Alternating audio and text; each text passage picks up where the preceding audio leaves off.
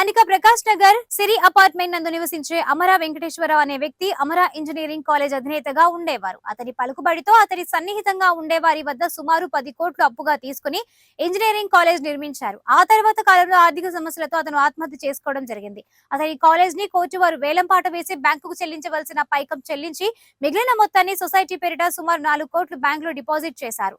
ఆయన గత సంవత్సరం చనిపోయిన తర్వాత ఆయన భార్య అమరా సుధారాణి, వారి పిల్లలు కీర్తి, సమీర, ప్రియాంక, కుమారుడు వంశీ బాకీదారులతో సన్నిహితంగా ఉంటూ ఉన్న ఆస్తిని అమ్మి మీ బాకీలు తీరుస్తామని నమ్మబలుకుతూ వచ్చారు. ఇటీవల నర్స్టాపేట్ లో ఐపీ పెట్టే వారి సంఖ్య బాగా పెరగడంతో వీళ్ళు కూడా డబ్బులు ఎగ్గొట్టాలనే దురాచరణలతో ఐపీ పెట్టే వాళ్ళకి సహకరించే కొంతమంది ప్రోద్బలంతో బాకీలు ఎగరవేయడానికి కుట్ర చేస్తున్నారు. అందరికీ నమస్కారం. నా పేరు ఏలూరు ప్రసాద్. నర్సరాపేట శారదాంబ థియేటర్ వెనుకున్న సిరి అపార్ట్మెంట్లో ఉంటాను. గతంలో ఒక 2-3 సంవత్సరాల క్రితం ప్రెస్ మిత్రుల ముందుకు రావాల్సిన సందర్భం వచ్చింది. మళ్ళీ తిరిగి అటువంటి అంశం మీదే నేను ముందుకు వస్తున్నాను. ఐపీఎల్ పర్వం, అంతులేని ఐపీఎల్ పర్వం. మీడియా అనేది ప్రజా జీవితంలో ఒక భాగం కాబట్టి మీ అందరి సహకారం కూడా కావాలి.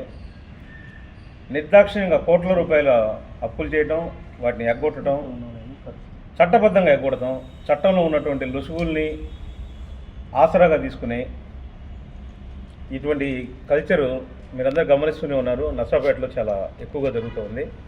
ప్రజెంట్ ఈ విషయానికి వస్తే మా అపార్ట్మెంట్లోనే మాకు చాలా సన్నిహితంగా, మా అందరికీ స్నేహితుడు, అమరా ఇంజనీరింగ్ కాలేజీ అధినేత అయినటువంటి అమరా వెంకటేశ్వరరావు అనేతను మాకు బాల్య స్నేహితుడు. చిన్నప్పటి నుంచి మాతో పాటు కలిసి పెరిగిన వ్యక్తి. అతని కుటుంబం ప్రజెంట్ మీ ముందు ఉన్న అందరితోటి చాలా సన్నిహిత సంబంధాలు కలిగి ఉండి అందరం కలిసిమెలిసి ఉండేవాళ్ళం. మా దగ్గర ఉన్నటువంటి డబ్బులు అతని దగ్గర దాచిపెట్టుకోవటం, అతనికి అవసరమనండి మేము దాచిపెట్టుకోవడం కానివ్వండి, అతనికి డబ్బులు ఇవ్వటం జరిగింది. చాలా గౌరవంగా అతను బతుకున్నంత వరకు చాలా గౌరవ మర్యాదలుగా అతను మాతో ప్రవర్తించేవాడు, స్పందించేవాడు. కొన్ని అనివార్య కారణాల వల్ల అతని కాలేజీని మూసేయటం, ఆ తర్వాత అతని కాలేజీని బ్యాంకు వాళ్ళు ఆక్షన్లో అమ్మేయటం, మాలాంటి వాళ్ళందరూ కూడా ఆ కాలేజీ అమ్మేసి మీ డబ్బులు పూర్తిగా మీకు చెల్లిస్తాను అని చెప్తూ మా అందరినీ చాలా నమ్మకంగా ఉంటున్నాడు. నమ్మకం కాదు, అతను బతుకున్నట్టయితే ఖచ్చితంగా అతను తీర్చేటువంటి మనస్తత్వం ఉన్నటువంటి వ్యక్తే. ఆ తర్వాత ఆయన మరణించిన తర్వాత వాళ్ళ కుటుంబ సభ్యులు, ప్రత్యేకించి ఆయన భార్య అమరా సుధారాణి అనేటువంటి ఆమె మా అందరితో సన్నిహితంగా ఉంటూ మీ బాకీలు కట్టేస్తాను అని చెప్తూ మభ్యపెడుతూ, ఒక విధంగా చెప్పాలంటే కాలాతీతం చేస్తూ ఆ కాలేజీకి సంబంధించినటువంటి మాకు చేతనైన సహాయం, ఎవరికి కావాల్సిన సహాయం, వాళ్ళ సొసైటీ రెన్యువల్ చేయకుండా ఆగిపోయి ఉంటే మేమే పూనుకుని దాన్ని అంతా రెన్యువల్ చేయించేదాన్ని. కాగితాలు లేకుండా అడుగుతున్నామని. ఈ కాగితాలు ఉన్నది తెలుసు, మేము వాళ్ళ కుటుంబ అవసరాలకు ఇచ్చామని తెలుసు, వాళ్ళ అబ్బాయి చదువుకోవడానికి డబ్బులు ఇచ్చారని చెప్పని తెలుసు, వాళ్ళ కాలేజీ బాగా ఇబ్బందుల్లో ఉన్నప్పుడు మా కాలేజీ అమ్మి మీ బాకీలు తీరుస్తామని చెప్పిన వ్యక్తులే ఈ రోజుగా బయటకు వచ్చి మా మీద ఒక దాడి చేశారనేటువంటి ఒక ముద్ర వేస్తున్నారు. దాడి చేయాలనుకుంటే మేము ఇదే అపార్ట్మెంట్ ఎదురెదురు ఇళ్లలో ఉంటాం. ఈ పని ఎప్పుడూ చేస్తుండేవాళ్ళం. ఆ పని మేము చేయడానికి ఎప్పుడూ ప్రయత్నం చేయలేదు. ఎందుకు చేయలేదని అంటే, చనిపోయిన ఈ భర్త మా అందరికీ మంచి స్నేహితుడు. అతను దాన్ని దృష్టిలో పెట్టుకొని ఆ పిల్లల్ని మా పిల్లలాగే భావిస్తా, వాళ్ళ మీద బయట నుంచి ఏదైనా ఒత్తిడి వచ్చినా కూడా మేము కూర్చోబెట్టి సావధానంగా మాట్లాడుతూ ఉంటే, చివరికి ఈ ఐపీ పెట్టించేటువంటి బ్యాచ్ వాళ్ళతో చేతులు కలిపి వీళ్ళకి పంచడం దేనికి, వాళ్ళకి ఏదో కమిషన్ మాట్లాడుకుందంట, మాకు 50 లక్షలు ఇవ్వండి, పోలీస్ డిపార్ట్మెంట్ వాళ్ళకి 25 లక్షలు ఇప్పిస్తాం, పొలిటికల్గా ఏమైనా వస్తే మేము మేనేజ్ చేస్తాం, మొత్తం ఎగ్గొట్టేటువంటి మార్గం ఉంది అని చెప్పి వాళ్ళు ఇచ్చిన సలహా మీద ఆ అమ్మాయి డైరెక్ట్గా చెబుతుంది, మీరు వాళ్ళతో మాట్లాడుకోండి, నాతో కాదని చెబుతుంది. దీన్ని మీరందరూ గమనించండి. నీతి, చట్టం రెండింటికి మధ్య ఒక చిన్న వ్యత్యాసం ఉంది. నీతి ఏంటంటే ఎప్పటి బాకీ అయినా, మీ తండ్రి చేసిన బాకీ అయినా తిరిగి తీర్చాలనేటువంటిది నీతి. 3 సంవత్సరాలు దాటితే నువ్వు చెల్లించక్కర్లేదు అనేటువంటిది చట్టం. ఈ రెండింటి మధ్య వ్యత్యాసం ఉంది. చట్టంలో ఉన్నటువంటి లొసుగుల్ని ఉపయోగించుకొని ఈ ఐపీఎల్ పెట్టేటువంటి కార్యక్రమం మీరు అందరూ చూస్తూ ఉన్నారు. ఎన్నో జీవితాలు నాశనం అయిపోతున్నాయి. మీ ద్వారా ప్రజాప్రతినిధుల్ని, అలాగే పోలీస్ డిపార్ట్మెంట్ వాళ్ళని మీ అందరూ కూడా నేను విన్నవించుకుంటున్నాను.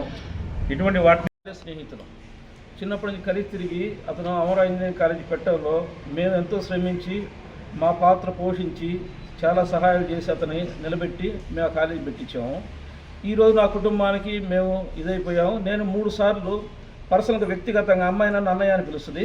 ఇంటికి వెళ్ళి నేను సామరస్యంగా అమ్మాయితో 3 సార్లు చర్చిస్తే చేస్తానన్నయ్య చూస్తానన్నయ్య అని చెప్పి గత 3 రోజుల కిందట కూడా విజయవాడ వెళ్ళి డబ్బు డ్రా చేసి ఇస్తాను, ఒక అరగంటలో బయలుదేరదామని చెప్పి సమాచారం ఇచ్చి అందరు బాకీదారులందరూ ఒకచోట కూర్చోబెట్టి ఎస్పీ గారికి కంప్లైంట్ ఫార్వర్డ్ చేసింది. ఇట్లా ఈ విధంగా నమ్మక ద్రోహం చేసి ఎదురు కేసులు పెట్టి మా మీద మమ్మల్ని ఇది చేస్తే సొసైటీలో గౌరవంగా ఉన్న వాళ్ళందరినీ రోడ్డుకి ఇచ్చి మమ్మల్ని ఇది చేస్తాం. దయచేసి మొదలు న్యాయం చేయాలని కోరుతున్నాం. మంత్రం అండి, మాది గుంటూరు అండి. మేమంతా ఫ్రెండ్స్ అండి, బాగా అమరా వెంకటేశ్వర డబ్బులు గతంలో డబ్బులు ఇవ్వడానికి ఇంటికి వెళ్ళామండి.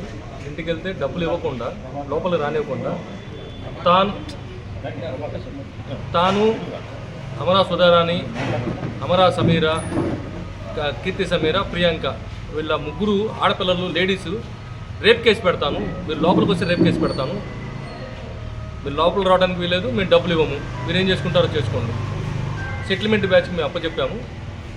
అందరు బాకీలు సుమారు 8 కోట్ల రూపాయలు ఉంటాయండి. ఆమెకు ఆస్తులు 10 కోట్ల రూపాయలు ఉన్నాయి. సెటిల్ చేయడము నిమిషం పని. ఎక్కొట్టనే ఉద్దేశంతో నా వెనకాల చాలామంది ఉంటారు, నా దగ్గర రౌడీలు ఉన్నారు, మిమ్మల్ని చంపేస్తాం డబ్బులు వేయడానికి వస్తే అని బెదిరిస్తుంది.